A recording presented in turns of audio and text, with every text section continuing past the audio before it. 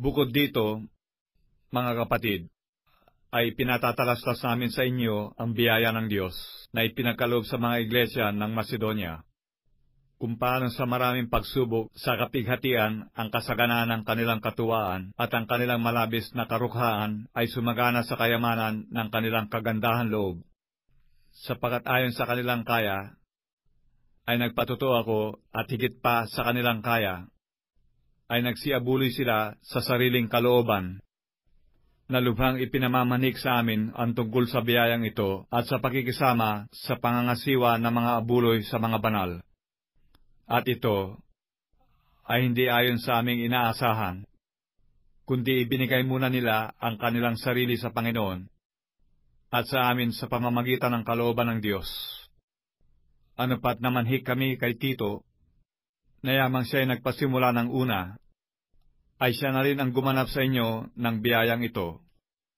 Datapwat, yamang kayo'y nagsisigana sa lahat ng mga bagay, sa pananampalataya, at pananalita, at kaalaman, at sa buong kasipagan, at sa inyong pag-ibig sa amin ay magsisagana naman kayo sa biyayang ito.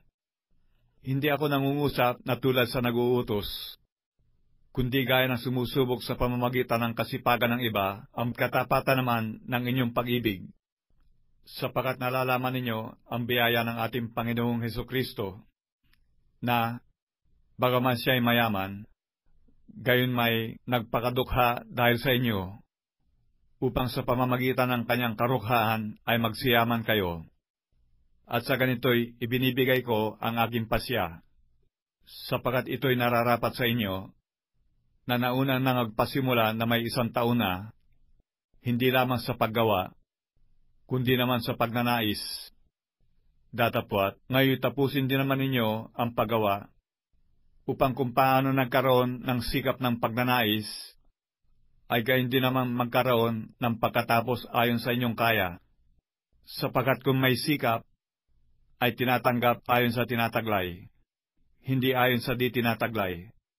Sapagkat hindi ko sinasabi ito upang ang mga iba ay magaanan at kayo'y mabigatan, kundi ayon sa pagkakapantay-pantay, ang inyong kasaganaan ay naging abuloy sa panahong ito sa kanilang kakulangan, upang ang kanilang kasaganaan naman ay maging abuloy sa inyong kailangan, upang magkaroon ng pagkakapantay-pantay. Gaya ng nasusulat, ang nagtipon ng marami ay hindi naglabis, at ang nagtipon ng kaunti ay hindi kinulang. Datapwat, salamat sa Diyos, na naglalagay sa puso ni Tito niyang masikap na pag-iingat sa inyo, sapagkat tunay na tinanggap niya ang aming pamanhik. Ngunit palibhasay lubas siyang masikap, ay napariyan sa inyo sa kanyang sariling kalooban. At sinugo namin kasama niya ang kapatid na ang kanyang kapurihan sa Ebanghelyo ay sa lahat ng mga iglesia. At hindi lamang gayon, kundi siya naman ang inihalal sa mga iglesia na maglakbay na kasama namin tungkol sa biyayang ito, na pinangangasiwaan namin sa ikaluluwalhati ng Panginoon, at upang ipamalas ang aming sikap, na inilagan ito, na sino may huwag kaming sisihin tungkol sa buloy na ito na aming pinangangasiwaan, sapagkat iniisip namin ang mga bagay na kapuri-puri, hindi lamang sa paningin ng Panginoon, kundi naman sa paningin ng mga tao, at aming sinugong kasama nila ang aming kapatid, na aming nasubok na madalas na masikap sa maraming bagay. Datapwat, ngayon ay lalo nang masikap, dahil sa malaking pagkakatiwala niya sa inyo. Kung may magsiyasat tungkol kay Tito, siya'y aking kasama at kamanggagawa sa pagpapagal sa inyo, o sa aming mga kapatid. Sila'y mga sugo ng mga iglesia at kaluwalhatian ni Kristo.